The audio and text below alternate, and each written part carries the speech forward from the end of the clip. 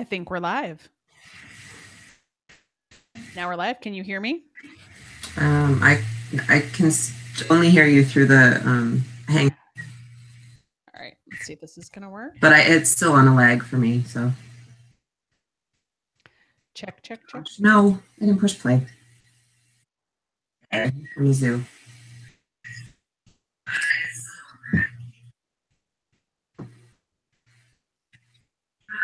Okay, well, I can hear myself. I just need to turn my volume up.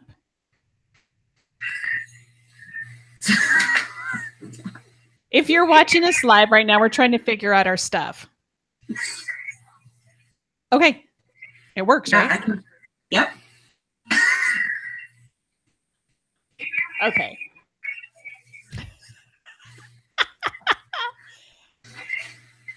Okay, so you may have to. Do you have headphones? I do. I'd have to go find them. I might mute you. Okay. Because I can hear myself. I muted the lead page. Oh, yes, that's good. Oh, but I'm going to have to jump back on, right?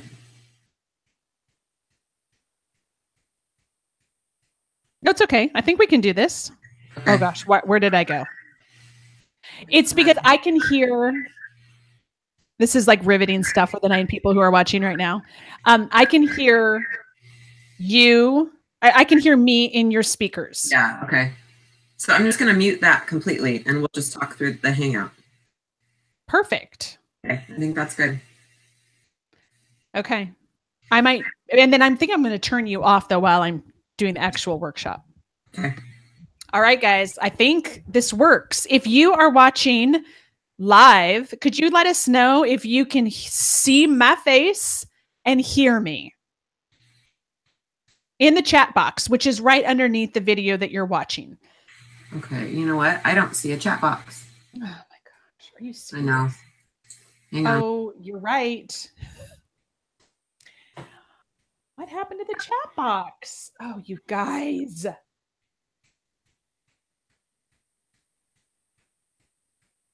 happened? Well, there had to be one problem at least. Of course. No. How did I get rid?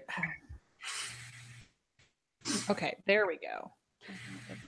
Okay, I'll refresh. Second. It's gonna be awesome. Okay. If you are watching live, would you refresh the page?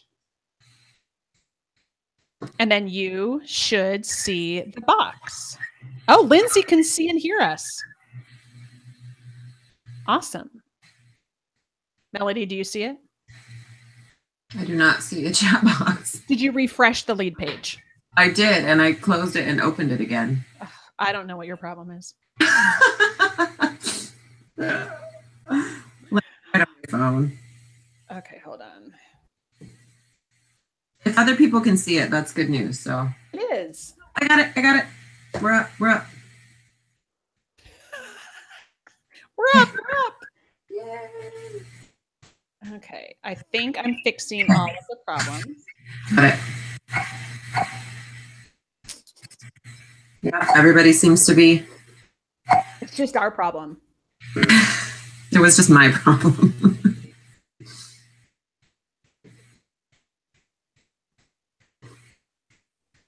Hold on, I'm almost.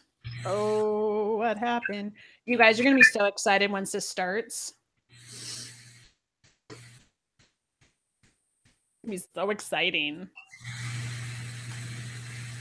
All right. Just a moment. See, yesterday it took us like 8 minutes to figure it out. And then today it's only going to take us 4. All right, everyone sees us and hears us. Wendy's telling me that I have a cute shirt and a cardigan. Wendy, that's hilarious because Melody and I were just talking about if I looked like a librarian or not. That's like my fears. I'm going to look like a librarian. Okay, I'm muting you, Melody, because we can all hear what's going on in your background. All right, I'm actually going to get rid of Melody as well once I start teaching. But hello, guys. It's Angela from frugallivingnorthwest.com. I'm excited that you're here. Today, we're going to talk about how to master your clutter. And we're going to do the workshop part of it. I have lots of really cool stuff to teach you and share with you, specifically about my journey from having a house that I was pretty overwhelmed with the amount of items in it, and what I did to get it to the point where I feel pretty good about my house right now. I feel like it's uncluttered, fairly organized. And the most important thing is that I feel peaceful in my house. And feel pretty good about what it looks like and how it feels. So Melody, if you need to talk to me, just text me again as we go through. And if you have any questions as I'm teaching or anything that I talk about, feel free to put those in the chat box. I'm probably not going to see that until after I'm finished, but we will have a question and answer time. And if it's if it's a simple question, Melody can answer that for you in the chat box as well. So, Wendy's telling me I don't look like a librarian. I mean, librarians are awesome, but you guys, or maybe like a bank teller. That's what I'm thinking. Anyway, so I'm going to teach you guys a little bit about mastering your clutter, and then I'm going to share some resources for you at the end that will help you in your journey to get control of your home, and then we'll have that question and answer time. So the tagline to this workshop is how to declutter and organize for the long term. I have notes. I don't teach from like my brain. I'm writing, so I'm looking down. That's because I want to make sure that I don't forget anything important. And covertly, the tagline for this talk is, a basket ain't going to solve your problems, sister. So a basket's not going to solve the problem that you have in your house with having too much stuff. We oftentimes think that if I could just find the right basket organizational system, I could get my house under control. And then we buy a bunch of baskets. We go to the Container Store. We go to Fred Meyer. We go to Walmart. We buy all this stuff. And then what happens is we just have a bunch of baskets, and the clutter and chaos is still there. So I'm here to tell you that it's not about a basket system. So let's start off, and maybe you can tell us in the chat box. I'm going to make this so I can see my chat box. How do you feel? Here we go. How do you feel when you are in a cluttered house? Either in your house that you feel is too cluttered, or you walk into someone else's house that you're like, man, there's a lot of clutter in here. So how does a cluttered home make you feel? And from the outset, I want to establish that your definition of clutter is probably going to be different than mine. We each have differing tolerances for the amount of stuff that lives in a house. But I think we can all understand that, like, we know clutter when we see it. And so we're not going to like him and ha about what clutter is and it isn't. If it feels like clutter to you, it is. So how do you feel when you are in your home, when you feel like this is cluttered, like there's too much stuff going on right now? So tell me in the chat box. There is a lag from when the words come out of my mouth to when you can hear it and actually start typing. So I might kind of move along while you're still sharing, but I still want to hear how it makes you feel. So Marissa is saying that clutter makes her feel like her life is out of control. Isn't that so interesting that like the state of our home not only makes us feel like our home is out of control, but like our entire lives are out of control. Wendy says that she can't relax, that she has to kind of like get up and start cleaning. I know that feeling where it's like you're sitting there doing something enjoyable with someone or by yourself, and you're like, you feel guilty not cleaning your house because there's just clutter everywhere. Oh, I love this. I don't like my house anymore and I want to move. I tell my friends, like, I'm ready to torch this place. But if my house ever burns down, I'm not smart enough to figure out how to burn a house down. I'm just saying that. Heather says it makes her want to run away. Elizabeth says anxious, like she can't relax. Exactly. Keep them coming. I still want to hear, but kind of some of the things I feel suffocated. I feel like I'm suffocating. I feel claustrophobic. I actually sometimes, when it's my own house, I feel shameful. Like I shouldn't be living like this. A woman who's put together and has a good life should not be living like this. So there's a lot of shame in there. I feel immature. Like I look back and think, my mom at my age didn't have a house that looked like this. So I kind of still feel like a kid, like I can't pull myself together. Sometimes I feel depressed. I know a lot of people feel like emotional depression when they are in their own home that's super cluttered. Like, I just want to go to sleep, like, because you're so overwhelmed. Oftentimes we make light of the effect that clutter has on us. We make jokes about it and we play light about it. And the amount of like how disorganization and chaos, how that has an effect on us. But the realities of living in chaos are significant. And we're just demonstrating that. Like, we feel horrible when we're in clutter and chaos. So let's not make light of that. Like, this is a really serious situation. I find that when I've dealt with the clutter in my home or I'm actively working on it, like, man, this week I am getting through stuff. I'm going to purge. I all of a sudden, I feel productive. I don't feel dirty and gross anymore. I feel like I'm really good at my job. I'm on top of my game. I have pride in my home, like the good type of pride.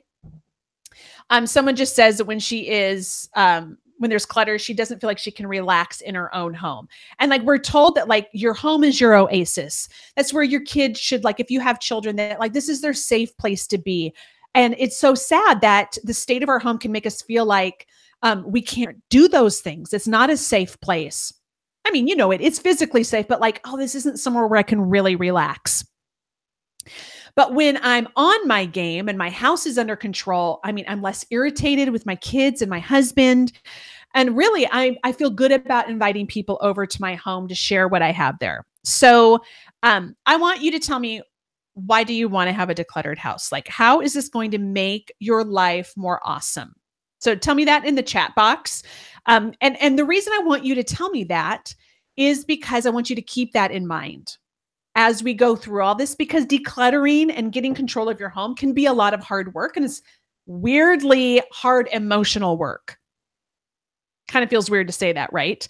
But it is hard emotional work, and you need to have that end in sight, the goal in sight, that will give you the motivation to do this hard work.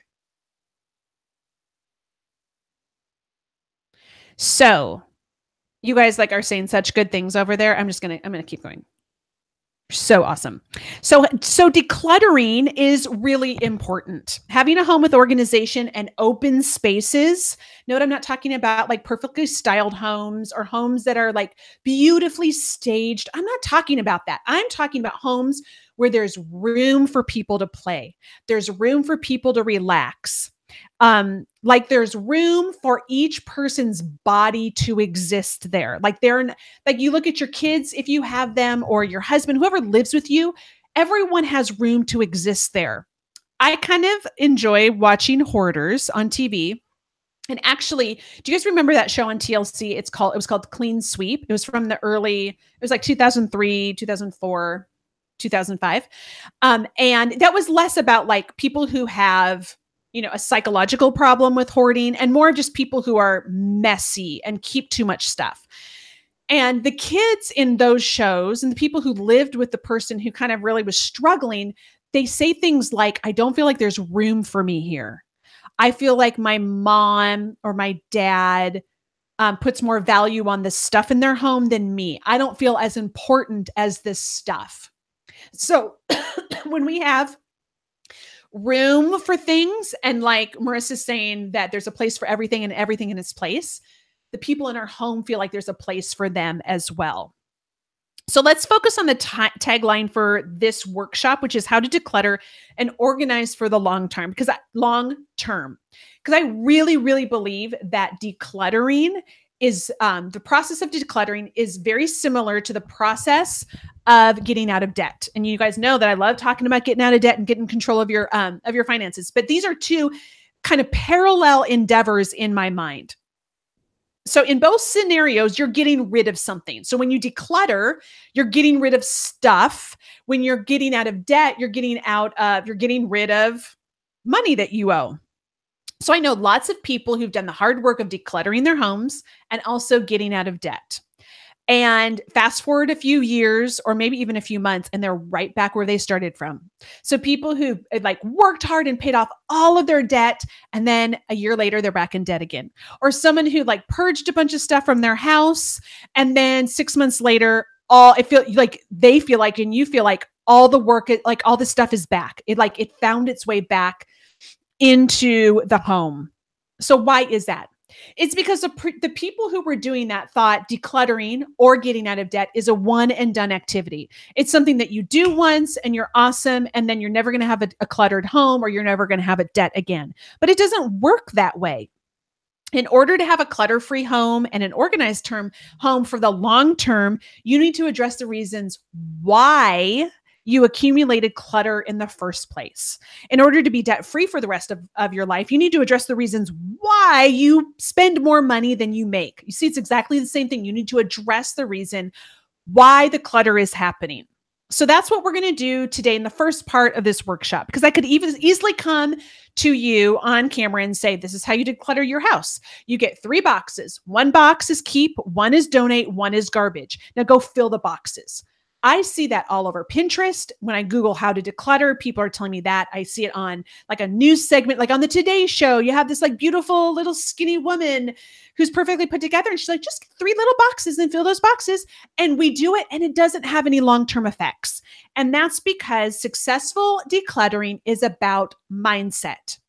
It's about how you have it's your relationship to the stuff that you have, because no basket set, no organizational system can fix the fact that you have too much stuff in your home and you keep bringing stuff into your home that you don't have a use for. And when I say you, I mean me too. No baskets can fix the fact that I have too much stuff in my house and that I keep bringing stuff into my house. So we need to figure out why we keep things past their usefulness and why we keep accumulating things into our home that we or someone in our house doesn't need.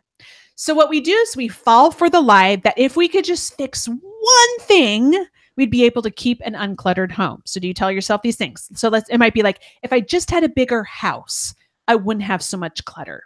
So the problem is with the house. We need to move. I need to find a bigger house. If I just had more time, if I just wasn't so busy, I'd be able to keep on top of all this stuff. If I just had less people living in my house, or maybe if I just had different people living in my house, I wouldn't have all this clutter. And then if maybe you say to yourself, if I just had more help, if my husband would just help me do this, if my kids would actually pick up their stuff or get rid of things, then I would have a decluttered house. All of those things are a lie. And that's because you're just going to fill a bigger house with stuff. You get a bigger house, you're going to fill it. If you get a storage unit, you can move all of your junk into the storage unit. And by junk, I just mean extra stuff. You can move all that other stuff into the storage unit, and you're just going to fill your garage back up. You're never going to have more time. We all have the same amount of time. You're not going to manufacture time at some point in your life, and you can't change people. It comes down to this, and really forgive my patriarchal view of my patriarchal assessment of the situation, but I'm assuming most of you watching, all of you watching, are women. If you're a man, you're amazing. Good job. But I think most of the people watching are women. So I'm going to say something maybe a little bit uncouth, and that is, you are the boss of your home. So for the vast majority of households, including my household, I am in charge of the management of my home, by and large. My husband does stuff. He's involved in decisions. But if someone were to come and say, who's in charge of this house? Like the keeping of the house, the keeping of the schedule, the keeping of the food, who's in charge of making this thing run? Everyone's going to point to me and say, it's Mom, it's Angela. She's in charge of this. And that's just because most women are better at it than everyone else in their home. There's some exceptions, not that many. And if you're one of the exceptions, if you're like, well, my husband or my partner are better than this, amazing. You hit the jackpot. Don't feel bad about yourself. It's awesome. But I'm better at it than all the other 6 people I live with. And I bet that you are in the same situation. So Again, you might not feel like you're awesome at this, but I bet that you're better than your husband or your partner. Okay. So what this means is that I have control over my house. The home is my domain. The home is not my only domain. I have lots of domains. I have a domain on the internet. I have a domain with my friends. The home is not my boundary line, but it is one of my areas of expertise. And domain means this is where I dominate. And I think some of us need permission to say, take control of your domain. The home is your spot. You get to be the boss of it. No one else is going to institute a change, and no one else is going to sustain that change other than you. No one's going to make a change in my home or sustain that change in my home other than me. I look around and see the evidence of that. No one else is picking up.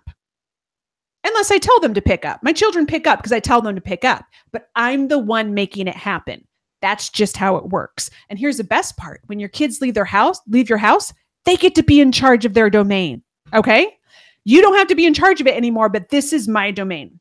My husband is amazing. He will do almost anything I ask him to do. He does it cheerfully. He loves helping me. He does not want to have anything to do with decluttering and organizing our home. He'll do a task like, will you hang this shelf for me? He'll do it and he'll be thrilled to do it for me. He is not going to come to me on Saturday and go, I really feel like we should declutter the kitchen cabinets. He's not going to do it. And it's not because he's like, that's not my job. It doesn't occur to him to do that. So the good news is that you are the perfect person to start this party. And the bad news is that you are the only person who's going to start the party. So it's all about you, ladies. If you're a fella, it's about you, right? So, but what keeps us from actually getting rid of clutter in our home? And the core problem for most of us, aside from the very few people out there who are living with another adult who has an actual diagnosable hoarding disorder, like they need to go to intense psychotherapy. Other than that configuration, that household, the reason we keep clutter around, why we have a decluttered house, a cluttered house, is because we put too much value on our stuff and we put too much stock in our stuff. I know that everyone else in your house has the same problem. I know your husband has the same problem. Your partner does, your grandmother does, your children do. They all have a bad relationship with stuff, but I can't fix them. And you're probably not going to fix them either. I can only fix me and you can only fix you. So we're going to talk about you. We see the items in our home as more valuable than they actually are. And we believe our stuff will solve more problems than it actually can solve. So let's talk about the mindsets that we have when it comes to our stuff. So let's say you're holding an item in your hand, and I had all these props and I forgot them. This is going to be a bad example. Hold on. I'm going to find a good example.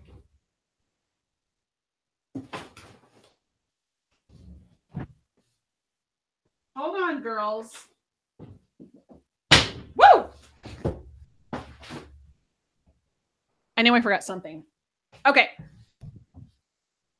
I've got this book. Isn't this hilarious? The mindset of organization. That's what I grabbed. Okay. You're holding an item in your hand that you're deciding if you should keep it or not. Okay. I want you to imagine something living in your house right now that is not garbage. This book is not garbage. The wrapper to the bar I just ate is garbage. So it's not actual garbage. It's something that you're deciding if you should keep it or not. It's a regular item that you don't use on a daily or weekly basis. So I want you to imagine that. Maybe it's a book or a sweater or a board game or a crafting item or an unopened package of eyeshadow. So think of that item. Now, what battle is raging inside of your mind over this? So I look at this book. What am I saying to myself? What words are going through my head? What struggle are you having as you decide to keep it or get rid of it? What scripts are you telling yourself? So what words are you hearing? And do not tell me that you don't have a battle like this over this book. Otherwise, you would have gotten rid of the book a long time ago because you don't use the book. It's still in your house, so you're having a problem with it. So here are some things that you could be saying to yourself. I'd be happier if my life will be better if I have this in my life. I might need it someday. It's still useful. This book is still useful. This book has value. I paid a lot of money for this book. This book might be worth a lot of money someday. It was important to me or someone in my household at one point. It reminds me of a happy time in my past or a special person from my past. My kids, my husband, my mother, and my mother-in-law will be so upset if they find out I got rid of this. My kids might want this when they get older. Or how about this one? Good moms, good grandmas, good sisters, good daughters, good daughter-in-laws, they use this item. Or they participate in the activity that needs this item. That one might be kind of confusing. Good wives wear makeup. So I need to keep this makeup. Good daughters hold on to their grandmother's quilts. Good moms scrapbook. So I need to keep these scrapbooking materials, supplies. Okay. So what types of things are you telling yourself as you're holding that item, deciding if you should get rid of it or not? So it sounds super like counseling, like we're in therapy together to ask these questions. But if we don't, we're never going to move forward in the process of having the home that we enjoy living in. And I know that you're not telling yourself all of the things I just listed. Maybe something, because we're all different, maybe something that was important to you in the past isn't a big deal to you. You don't need to keep those things. But maybe something that you paid a lot of money for is really hard for you to get rid of. Maybe you don't tell yourself, I might need this item someday, but you do feel super guilty about getting rid of something that your great aunt gave you when you were a kid. So now, while these scripts or the reasons why you're struggling with something, getting rid of something, they aren't wrong or dangerous necessarily. The problem is when we listen to these battles with every single item that we touch, that we just have this internal struggle over everything, which makes us want to keep everything. And then our life gets really messy, like literally messy. So let's unpack me, like Angela, right now. So let's do the therapy on me. So I'm not a sentimental person. I don't need to keep my wedding dress for my daughter who might want to wear it someday. She doesn't want to wear my wedding dress. I don't know what I was wearing the night I got engaged. I don't keep a lot of baby clothes from when my kids were babies. That doesn't move me. But what is difficult for me are the value scripts. So that would be like, this item is worth a lot of money. I could sell this on Craigslist, eBay, or a consignment sale, and I'll recoup my investment. I need to find someone who will value this item as much as I have valued it. I feel this responsibility to pass this on to someone who's going to treat this book well. And these things paralyze me as I'm decluttering, when I'm going through the process of decluttering my house. I cannot figure out what to do. I don't want this book in my house anymore. I'm just using this book is probably great.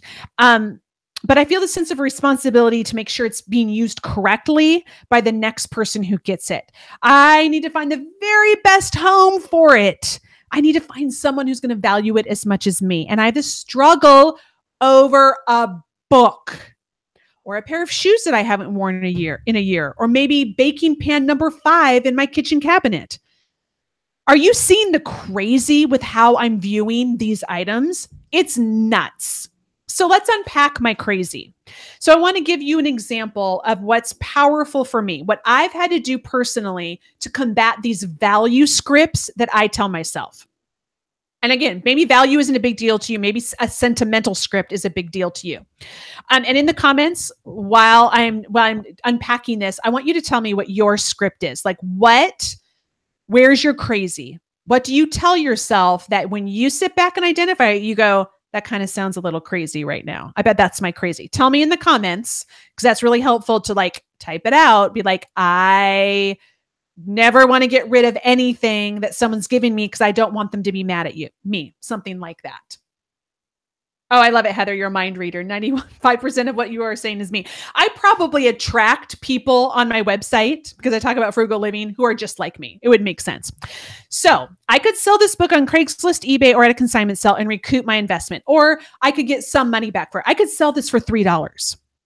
So then this is what I have to tell myself. And this is very specific to me and my life. So I have to say, Angela, how much money do you make an hour working? Because I work for money.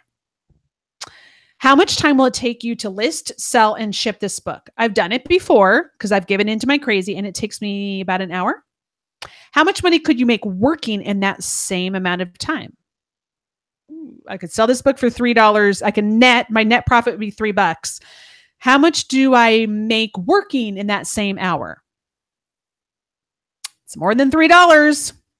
Won't your life be better if you just drop this burden off at the Salvation Army or Goodwill or wherever you donate? Okay. So then I go, why do I need to wring every penny out of everything in my life? Why do I need to look at everything in my home and go, I need to make money off of that? I don't need all the money. I don't need $3 for this. My life is fine without that $3. But what's going on with me is that I'm greedy. I want all the money. And that's not right. We know that's not good. So what then I have to say is, I can let someone else make money off of this and I will be okay. So the antiserum to the poison of my greed is generosity. That's what works for me. And when I go, I can take all this stuff that's good. It's not garbage. It's like good stuff that's worth some money, a little bit of money, but it's worth money. And I can let someone else make the money off of that. So I'm greedy. I'm going to be honest. To combat my greed, I say I'm going to be generous instead. I'm going to be disciplined and be generous instead. So here's some ways to combat the scripts. I'd be happier if I had this. You'd actually be happier in a house with less stuff. We know that. I might need it someday. Well, if you need it someday, you can go buy it or you can borrow it from a friend. It's still useful, but it's not useful to you because you don't need it. You don't like it. You don't use it. Give it to someone who will find a use for it. It adds value, but it's not useful. Okay, that item, unless you're holding stocks or a home, it's depreciating in value. Nothing in your home is appreciating in value. So actually, the tax deduction that you would get from donating that is far more valuable than any value that it has now or in the future. This could actually be worth money someday. No, it won't. Here's the reality. No, it won't. You're not going to actually sell it in the future. You're never going to sell it. You haven't sold it yet. You're not selling it in the future. And your children are just going to throw it away when you die. That's what's going to happen. All this stuff is either going to be sent to the dump or your kids are going to, or they're going to try to give it away to someone. Invest your money into legitimate things. Okay. So investments are stock market, mutual funds, good insurance, not whole life, a home, education, those types of things. Stuff is not a good investment. So we could keep going on and on. It was important to me at one point in my life. Great. Embrace it. Say this provided a value to me. It's no longer important. So it's okay for me to let it go. Someone who's passed away, they gave this to me. They would be so upset that I got rid of this. Well, my worldview says they don't care about that stuff anymore. It's not important to them. Because yeah.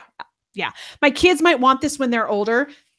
Do not place the burden. The reality is, don't place the burden on your inability to get rid of stuff onto your children. Because actually the burden is just going to transfer most likely to their spouse that they marry. And then they're going to go, I can't believe that 15 years ago, your mom didn't get rid of these Legos because now I have to make a decision. Because they're going to feel guilty. Well, your mother kept these around for years. I guess we have to keep them, but we don't want them. All right. This is what kicked me out of a perpetual cycle of, should I keep this? It has usefulness, tornado. And someone said, what if I don't work so I might not have the money to replace it if you need it later in life? That is, and that is a legitimate thing.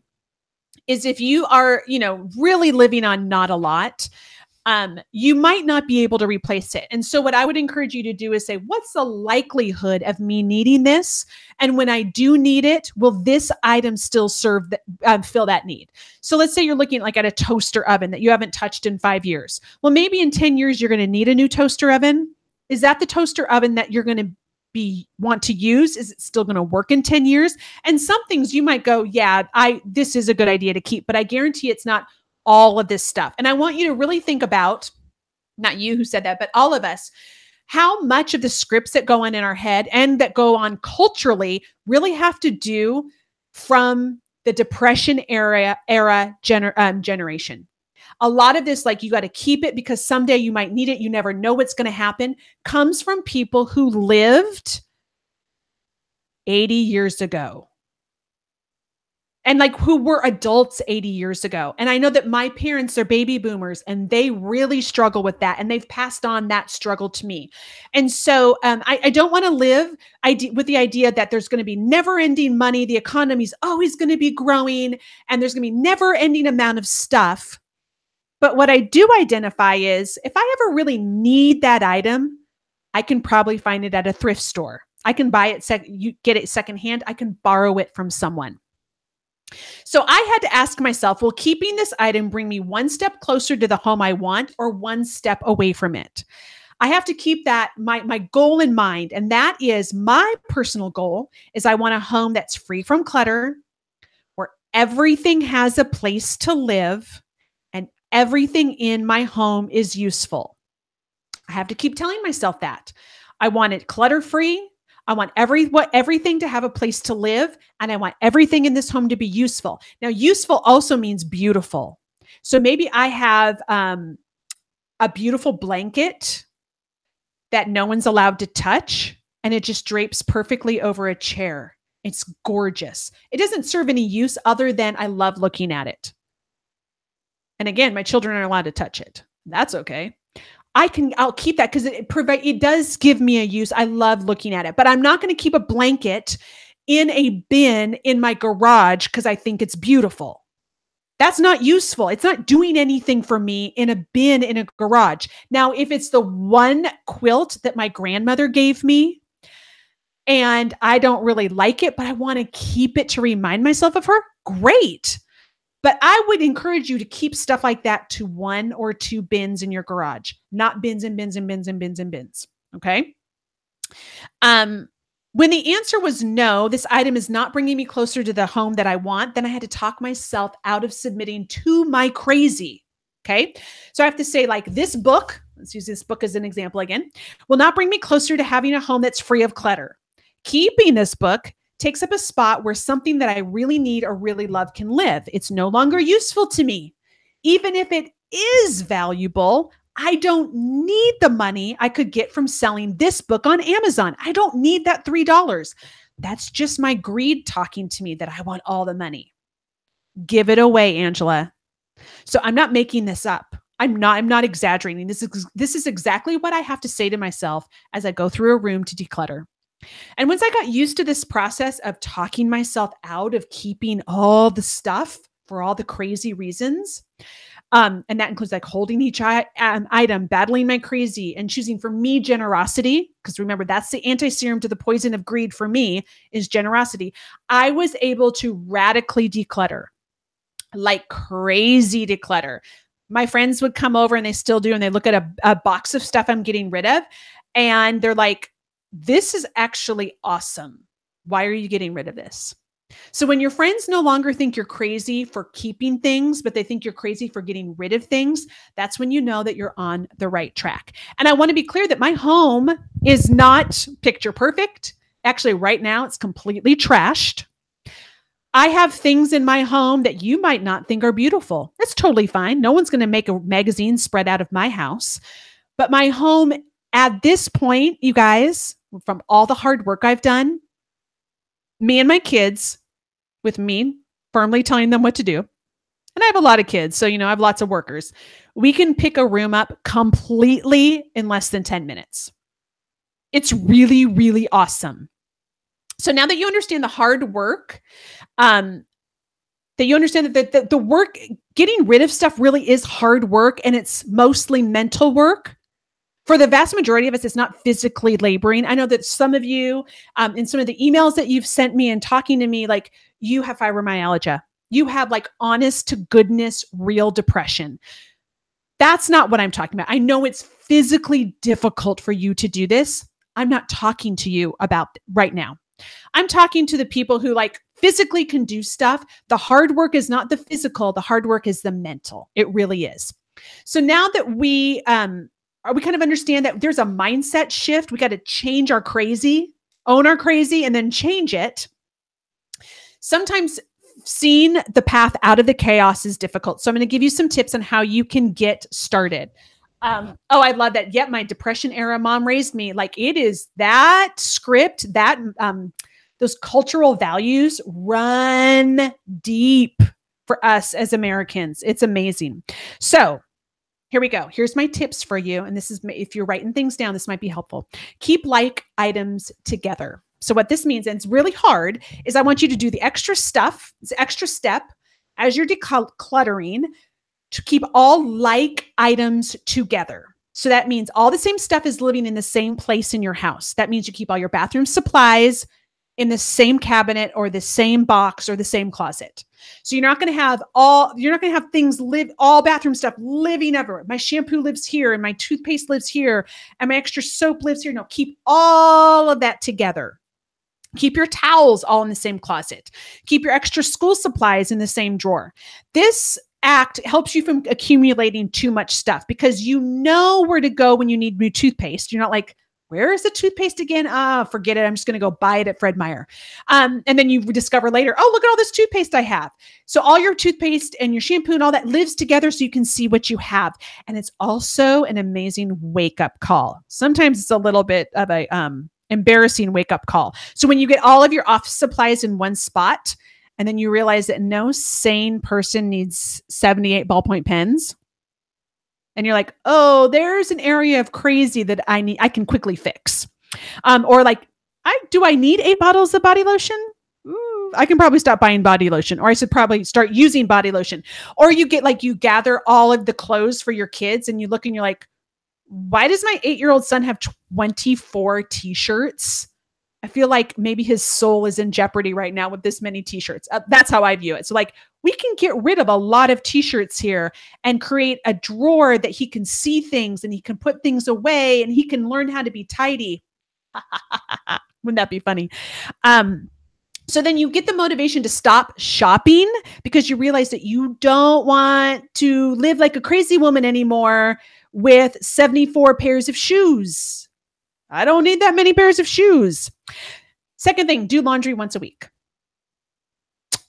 So much of my laundry clutter, or my cloth clutter, my clothing and linen stuff, a lot of that clutter is because, well, for me, it's because I was lazy with laundry.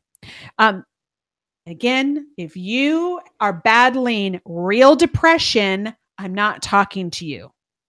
Okay? I'm talking to a typical woman who's just would rather do everything else but laundry. So it's a vicious cycle. We don't do laundry for 2 weeks and then someone runs out of underwear, socks, or pants. Then we go buy more because we're like, well, I'm running out. And really the problem is that we're not doing laundry often enough. So when I started having laundry done every single week, the amount of cloth needed in my home for us to function decreased dramatically. So I was able to say to myself, how many towels does a family of 7, because we have 5 kids, really need in 1 week? It's not the 20 to 30 towels that I had at one point. And don't think that you're better than me. Go count how many towels that you have living in your house. So I was able to say, like, we need no more than 10 bath towels for 7 people. We actually have 8 people now in this house. So I was able to get rid of a ton of towels. Another thing is that I did the same thing for sheets. Guys, I don't wash sheets unless someone pees in them. That's just my real life. I don't need extra pairs of sheets because if someone pees in the sheets, I wash them and dry them immediately so I don't have to smell the urine. Then I put them right back on the bed. So I don't need lots of extra sets of sheets. I was able to, by coming to grips with my towels, hand towels, all those things, and sheets, get rid of 2 giant boxes of linens in like 10 minutes because I was like, I'm just going to do laundry regularly. And I'm going to be realistic about what we actually need to function. And here's the deal. If I ever find that I need more sheets, like in 2 years, if I'm like, oh, it'd be really awesome if I had one more set of sheets, I can solve the problem because I'm a grown woman and I know where to go buy sheets. It's amazing. The next thing is to let go of your fantasy self. And it also goes back to the sheets where you're like, oh, I fancy myself as a woman who changes sheets every week and we need lots of extras. No, my real self changes sheets when people pee. That's about it. So this is going to rock your world, girls. You can move boxes and boxes of useful and valuable items. And I shouldn't be quoting because they're actually useful and valuable out of your house when you finally give up the dream. So you know what I'm talking about, right?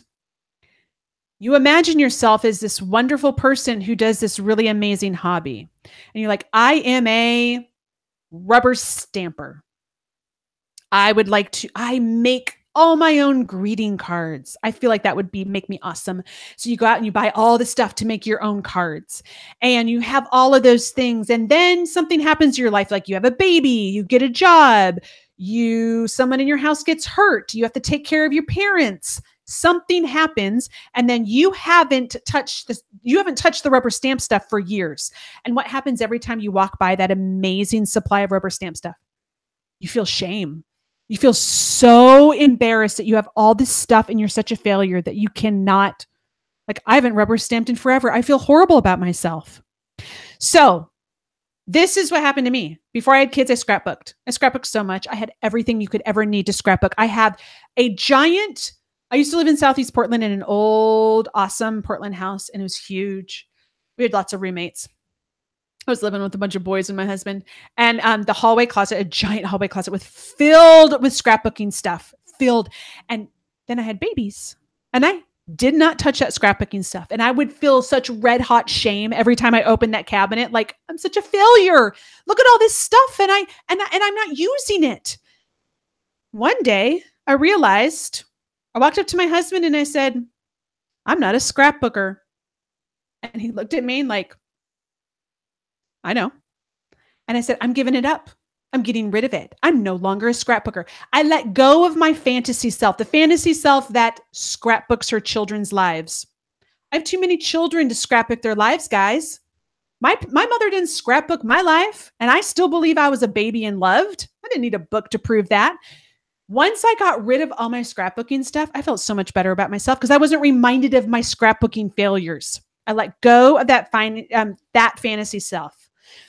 And giving up my fantasy self in so many areas of my life was and is the most freeing thing. It gives me the permission to clear out the clutter that I'm not using anymore, because why would the real Angela keep things that she doesn't use anymore? So let's give some examples. Clothing. What types of clothing are you keeping in your closet for your fantasy self? So my fantasy self said that I went to parties where I needed party dresses. Then I realized I've never been invited to a party that I need a fancy dress for. Why do I have these nice dresses? I got rid of the dresses because I don't wear them, and I no longer feel bad about not being invited to parties where you have to wear a dress to. It's like magic. How about makeup and beauty supplies? What makeup and body supply things are you keeping that you feel bad that you don't use? Get rid of them and stop buying those things if you don't use them. Books. How many books do we keep that make us feel guilty that we haven't read that? Or like, that's not my life. I talked to one girl today. She's like, I've kept every book from when I went to massage school. I was like, when was the last time you read it? She goes, a decade. I don't know how long it was, but a really, really long time. It just makes her feel guilty, their existence. Get rid of it. Maybe it's another crafting thing for you, or camping, or sports. Like, I used to play soccer. Why do I still have my soccer stuff? I would never play soccer. My insurance deductible's too high. I can't risk that. Get rid of the soccer stuff. Cooking and baking. Like, do you have this fantasy that you sit and you make beautiful cupcakes with your grandkids? Has it ever happened? If it has, keep it. But if it hasn't, get rid of it, because you also get rid of the guilt. Number 4, get rid of the stuff that technology has replaced. So what's your response when you go to a garage sale and you see a huge row of VHS tapes for sale? My response is, hello, 1997 called and wants to let you know you missed your selling window. No one wants your VHS tapes. So think through the items that you're currently storing because they had usefulness at one point, but that no one really uses them anymore because they can do everything on their smartphones. Get rid of that stuff, guys.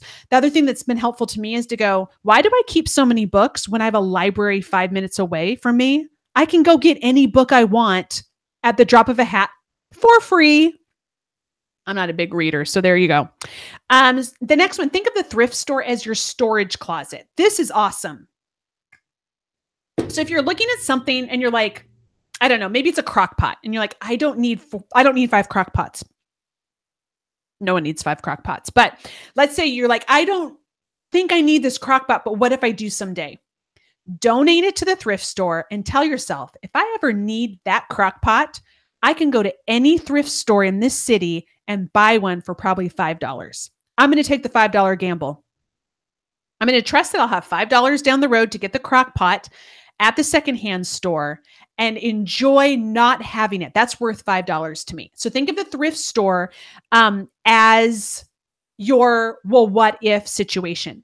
And the other thing is, like, we don't need to be prepared for every single situation. I am not a freaking Boy Scout.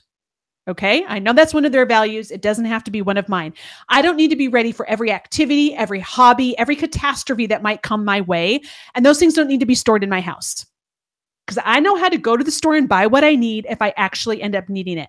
I have a friend that I can call and ask if I can borrow things. I have neighbors that I could walk up and meet them and say, do you happen to have a chainsaw I could borrow for a couple of hours? That might be good. You may actually make a friend. All right. The next one is paperwork. Paperwork is really what pushes a lot of us over the edge. A lot of you emailed me about paperwork and you're like, it's just out of control. So here's some tips for that. I want you to go through your mail while you're standing next to the recycling bin or the shredder if you're a shredder. I don't shred. Oh, well. And get rid of as much as you can in the recycle. If you see something, you're like, I wonder if I should keep this piece of information, take a picture with it with your phone, and then you'll have it forever. And I don't keep things just in case, like pieces of paper. I assume that any important piece of paper I get in the mail will also be posted on the internet. If you don't post it on the internet, it must not be that important. Okay. Or I can call a friend and say, when is that field trip again? Keep all of your papers in one place. Don't let papers live in various areas in your house. I've created an inbox for every person in my family, and this is where my props would be nice. Maybe I'll take a picture of it for you guys later and email it to you. But there's these really nice like plastic magazine. They're called magazine holders. They're in 5 different colors, and they come in one pack from Walmart. They're like rainbow colors. So each one of my kids has one of those bins. It's very small. It can just fit on a shelf. All of their stuff, any piece of paper that has to do with them or a booklet or a coloring book or whatever, goes into that bin. And we don't stray from that system. So that way if they say, Mom, where's that piece of paper about the field trip? I go check your bin. Go check your bin. Name places in your house. And so that kids know what you're talking about. Go to where the hot drink cups live.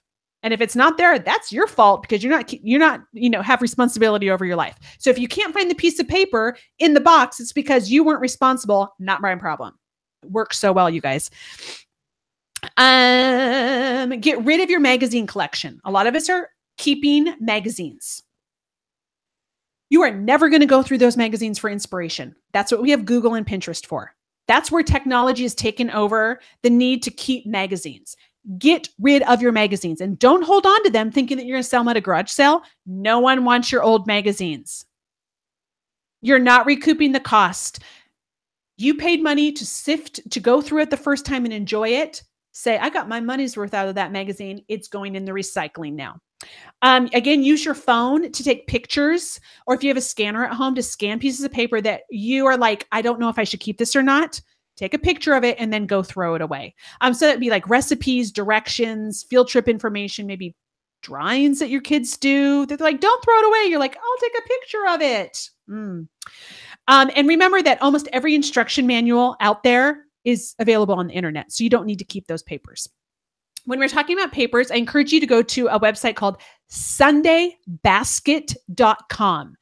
It is a system of organizing paperwork that's both like how you organize it, like keep it, and then also how you go through it every week. It's a pretty slick system. It's not complicated. You don't need a filing cabinet. It doesn't take a whole lot of time. It's a very like laid back person way to do it. Sundaybasket.com. You do have to pay money. It's like $30 to take the course. And it's just like a video that you watch. So you don't have to show up at anyone's house. But I took the first class and it's a really easy system to keep and to maintain. So I strongly encourage you to do that, because really all of your paperwork can live in a small file box, like with the important stuff that maybe you want to put in a safe or something. Your Sunday basket that like lives in your kitchen or wherever you stand and do life. And that's about it. So there's no elaborate system involved. A couple more hints. As you get started on the decluttering process, I want you to not tackle big projects first. I want you to use the Dave Ramsey debt snowball system. Talked about debt earlier. This is the system that Dave Ramsey has come up with to help you get out of debt. So you list your debts smallest to largest, and you put all of your energy towards getting rid of the smallest debt, paying that off as quickly as possible. You're not worried about interest rates. You're not worried about minimum payments, anything like that. What he wants you to do is to pay off that small debt as quickly as possible, because then the result is you're super excited about what you just did. And then you have motivation to move to the next smallest debt. And then you work really hard to do that and you get a really quick win. And then you're motivated to do the next one. So if you were to start the whole process of getting out of debt with the biggest debt, you'd be completely overwhelmed. You'd feel like a failure and you'd give up. So we want you to start with the smallest debt, quick win, get out of debt, move to the next one. Quick. The same thing with your clutter. Do not walk into your garage and go, we're going to start decluttering and we're starting with the garage. Garage is like end. That's the last thing you do when you're awesome at it. I want you to start with a small closet or a bookcase or a single drawer. Go through your junk drawer. Do that. Start small. It's going to take you probably 15 to 30 minutes from start to finish. You're going to finish and you're going to be like, I am amazing. That was my Oprah voice. I'm amazing. I can do anything. Let's move to the next thing. Tomorrow, I'm tackling the linen closet. But if you start with something giant, you're going to get tired. You're going to run out of energy and you're going to feel like a failure and be like, well, I'm just living in chaos because I can't do this. So then what I do is I choose that small space, empty everything. Pull everything out of that closet, everything out of that bookcase. That's why we don't want to start big, because you don't want to empty an entire room. You're not ready for an entire room. We need to build you up to that. So take like that small bookcase, empty all of it, wipe it all out. I'm not talking deep clean. I'm just like, get the nasty out. Touch each and every item. Now you're going to go through each item and go, am I keeping this or getting rid of it? And then what I want you to do is to have some boxes that we can go to the box thing. You're going to have a box that says this is going to the garbage, or you have a recycling box. Don't make piles of recycling. Put them in your recycling bin immediately. Then you're going to have a box of things that you're going to get rid of. Like, I'm taking this and donating it. If you are really going to sell it within the next week, you can have a sell box. I don't do sell boxes, because I know I've let go of that fantasy self.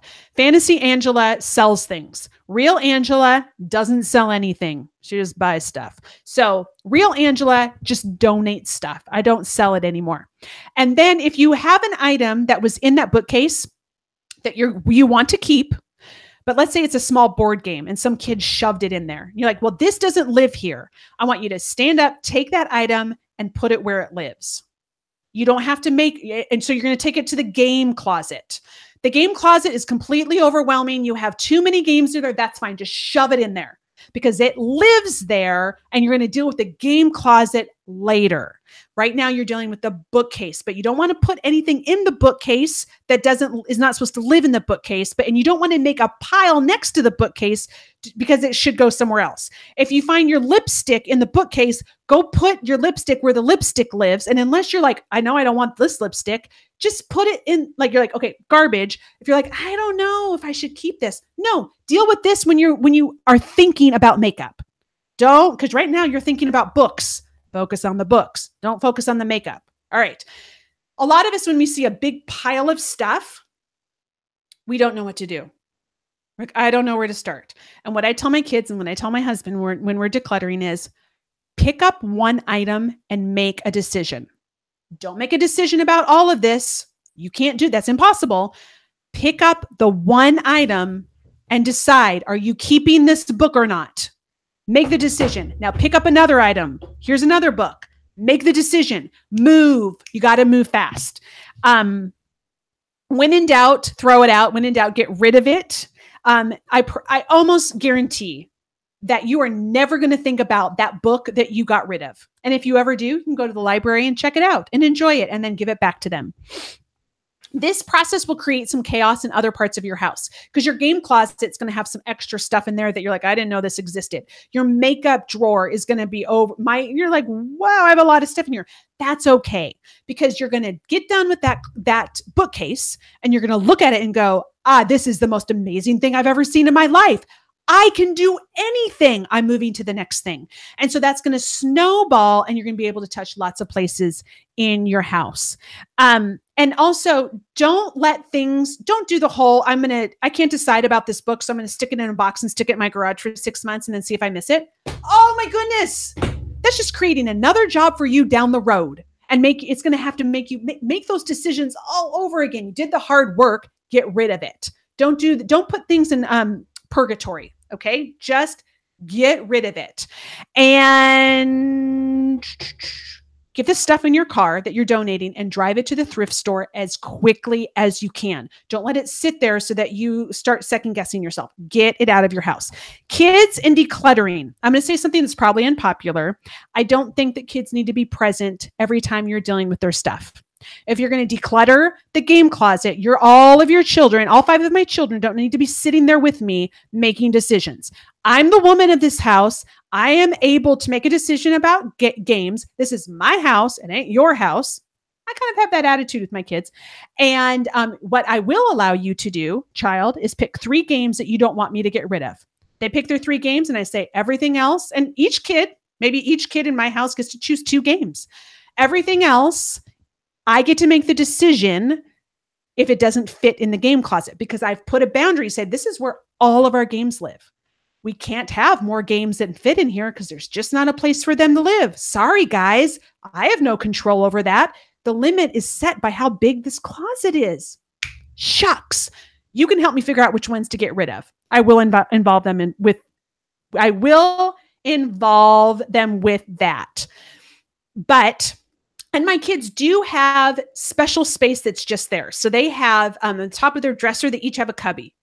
It's like, this big, something like that. We have 5 kids in our house. So there's not a lot of personal space going on. And I think that's probably a good thing.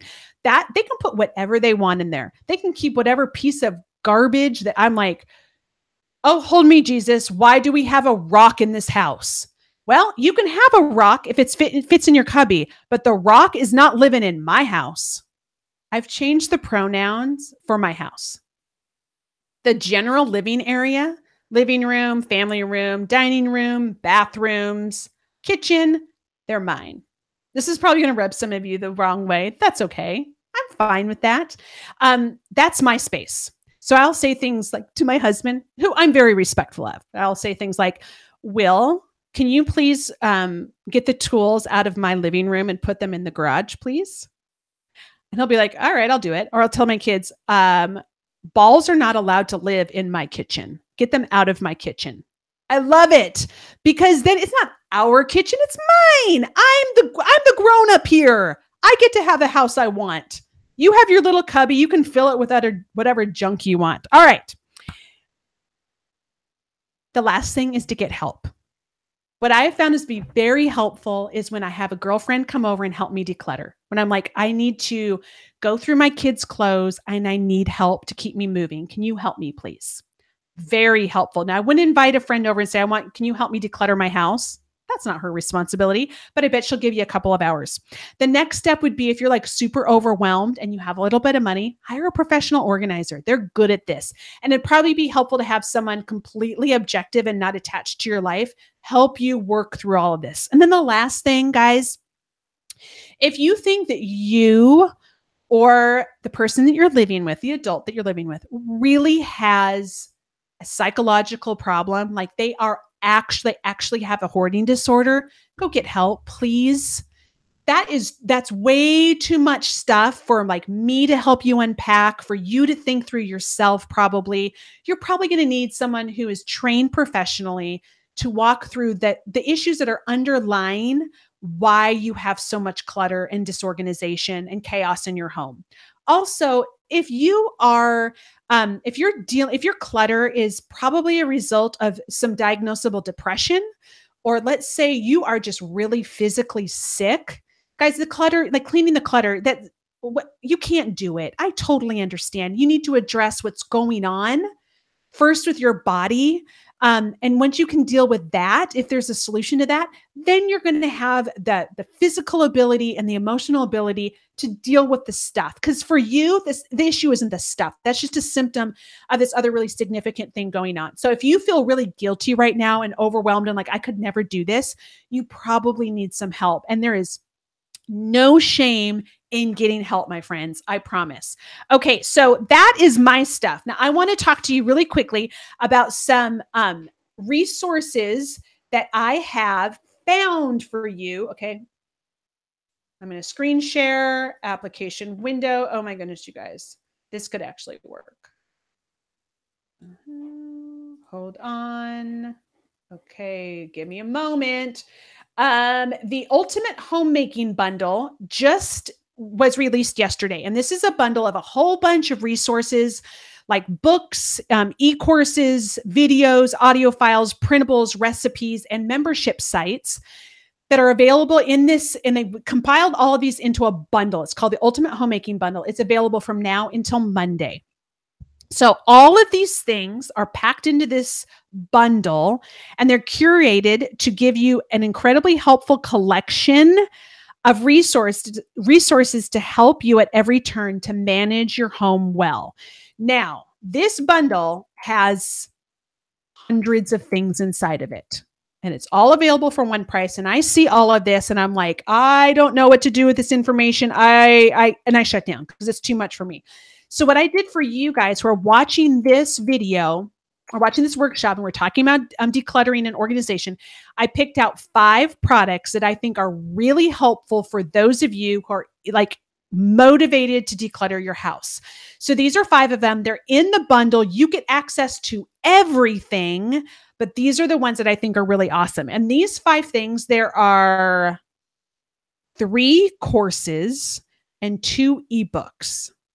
So they're the pictures that you're seeing right there. All of these have a value if you were to buy them on the different contributors' websites. Like one lady wrote the Clutter Handbook and one person created the Clutter-Free e-course. If you were to buy them from these websites individually, you'd pay $199 just for these 5 items. But the bundle until Monday only costs $29.97. So for $29.97, you get all the stuff you see on your screen, plus tons more stuff. This bundle also includes the ebook that I wrote that has never been released called Real Food Savings. And this ebook goes through how all the tips and tricks to save money on real food. So produce, meat, dairy, and grains. So that's included as well. One thing, if you purchase the bundle by tonight, it's available through Monday, but if you buy it by tonight, you get this really awesome early bird bonus that has nothing at all to do with decluttering your home, but it's awesome. So there's this thing called, it's a website called Get Your Pretty On. And the woman who runs that website has all these style challenges. And so when you buy your bundle for $30 by tonight, you get one of 8 style challenges. So there's 8 options and you get to choose one. I chose the stay-at-home mom casual wardrobe basics builder. That's a lot of words. The reason I chose a stay-at-home mom one is because I work from home and I have a really casual style. So that fits with a stay-at-home mom look type of thing. So what this does is she gives you 4 shirts that you should buy or have, 3 pairs of pants, I think a dress, 3 pairs of shoes, like all these things. And then she says, this is what you could buy. And then, so it's basically a capsule wardrobe. And then here are 21 outfits that you can make with these items. So I chose this one. I got all the, the piece of paper that says, here are the things you should buy or have. And I realized, man, I have like 75% of the stuff here. And then I look and like, I don't wear leopard shoes. So I would switch those out. I have like a pair of gray loafers that look like the one in the top left. So I got that taken care of. So you're going to realize with a lot of this, I already have these items in my closet. And then she shows you how to put those, all those items together to make really cute outfits. So this is an early bird bonus. So if you buy by tonight, you get one of these collections for free. You're not getting the clothes, you're getting the styling guide. So you look through that and then also helps you like know, I should buy a jean jacket because I could wear that with like 7 outfits. So that's available when you purchase by tonight. Again, there's lots of resources in the Ultimate Homemaking Bundle. Melody's going to drop the link. And actually, there's a big button at the bottom of the screen that you can click that and learn more about the Homemaking Bundle. Again, the whole thing is $30.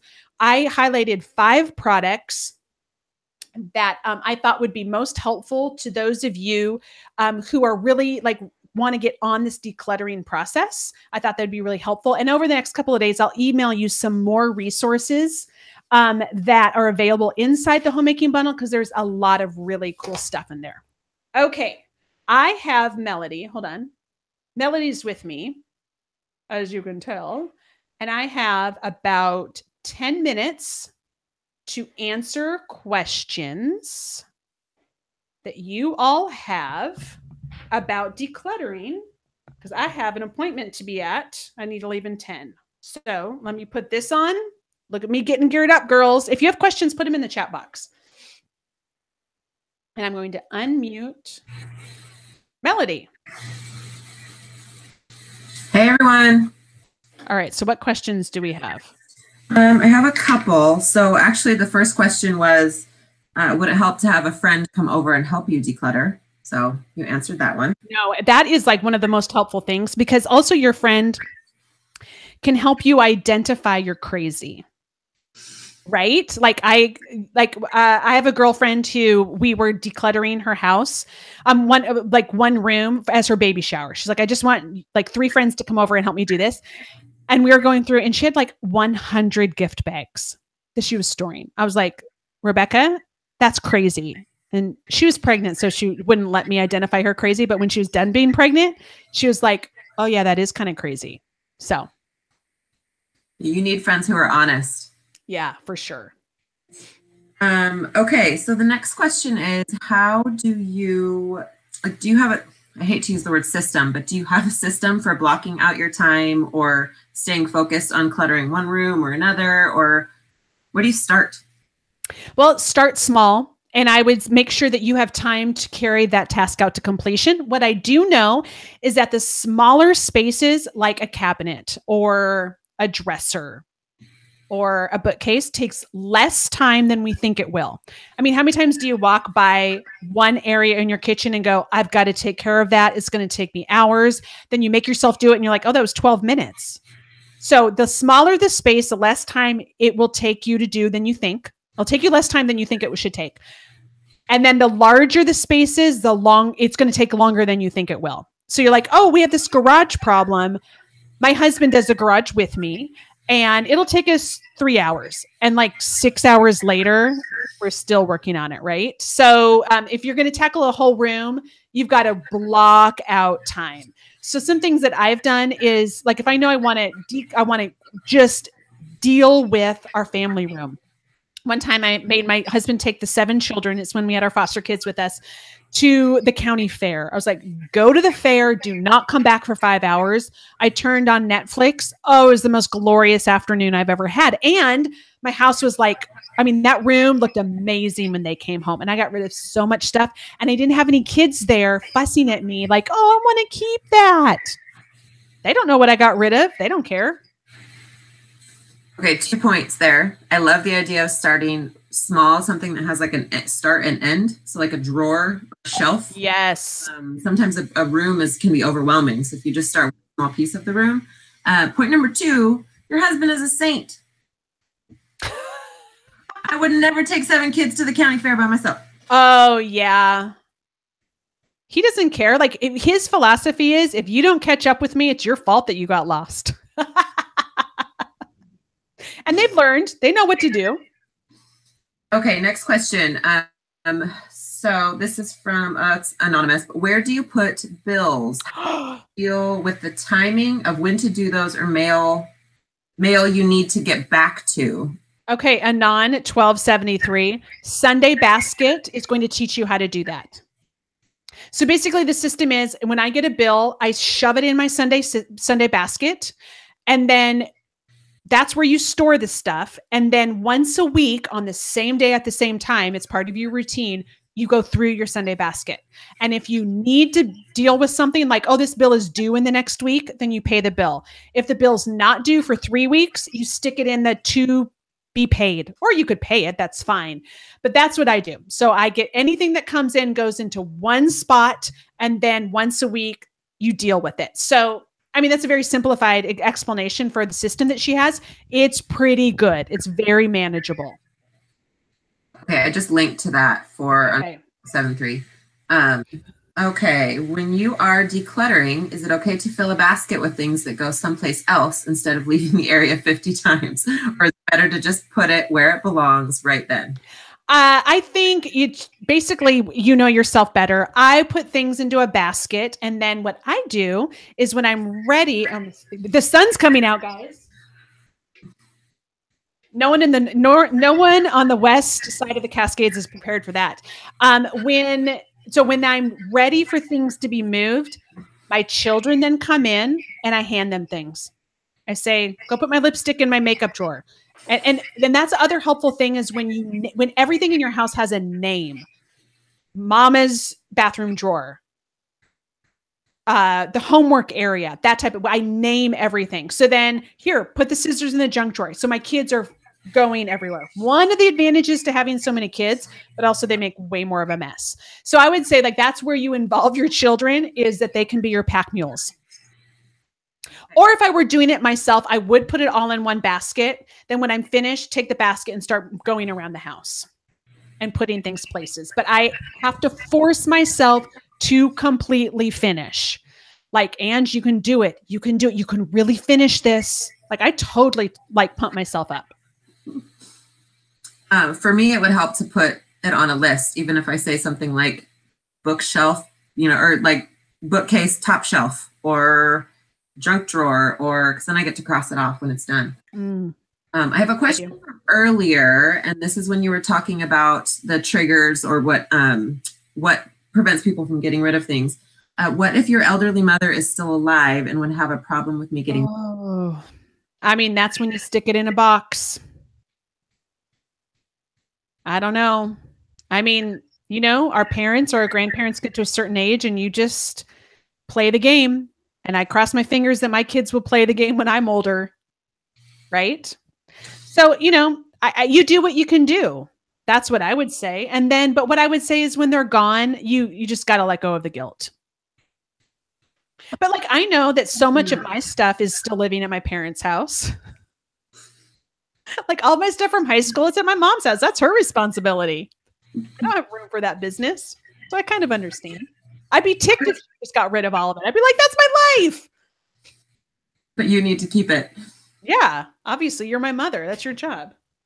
So I would think in that too, if it's really important to her, but not at all to you, and it doesn't take up a whole lot of space, it's probably not the end of the world to just keep it in a bin or a box. Yeah. And then not have the guilt of getting rid of it later. But yeah, a few things maybe that are important to you, but. Well, and there are some parents who are like, as they get older, like you have to keep all of my stuff. And then you have to draw a line and say, there's not room in my house for my kids' stuff or my family's stuff. I can't keep all of it. And I know that's really, really, really hard, especially when you're dealing with someone who is, much older, or they themselves have, some hoarding tendencies. They're like, here, I don't have the strength or ability to get rid of it. So I'm going to give it to you. I'm going to pass the burden on to you. So just because someone passes a burden to you doesn't mean you have to hold it. And then I think you go to therapy to figure that out. Cause I don't know. I don't want to step in that. Okay, so this is a big one, and we actually covered this on your Facebook page a couple weeks ago. There's so much paper that comes home from school. How do you deal with that? And then I will link to that Facebook post because there was a lot of people that had some just excellent suggestions. But what are your suggestions? Oh gosh, you guys. I don't know. I grew up with a baby boomer mother who could not give a rip about my schoolwork. So I kind of take her philosophy. And also I have a lot of kids. Like, I'm not keeping stuff. I have one box, a nice like fabric, beautiful box that I shove things in at the time where I'm like, I don't feel good about getting rid of this yet. But it's not a whole lot of stuff. It really isn't. Like, and the hard part too is for me is like my kids go to Sunday school. So they go to church. They also go to a program called Awana. They go to school. They are coming home with crafts all the time. And I can't display kids' crafts. And I also can't bring myself to want to keep them. I don't care. Like, great, you glued something on a piece of paper. You didn't cure someone's cancer. Good grief. I know I sound so insensitive, don't I? I'm not a millennial mother, let me tell you. So I have a box and I shove everything in there. And then someday if my kids care, they can look through the box. We have, I actually hung this up for Christmas cards on the back of one of our doors. It's twine and then with little clothespins. Yeah. And so we'd hang Christmas cards, but we left it up all year round. And I will put, if the kids are really proud of something, I'll put it up there and then we just cycle it out. So there's at least a space for it. But one of the suggestions I took from your readers actually on Facebook was to buy from like the office or from like Office Depot, like an office supply store, buy just a plastic tub that can hold hanging folders. And then each grade that your kid goes through gets a hanging folder. And some people clip like their school picture to the front of the folder, or they put their report card and like, 10 to 12 of the best pieces that they brought home that year. I thought that was a really good idea. That's a great idea. And again, I will identify that works super well when you have two kids because you've got two bins. I've got 5 kids. I do not have time for 5. I don't have space for 5 bins. So instead of keeping their stuff, I gave them more siblings.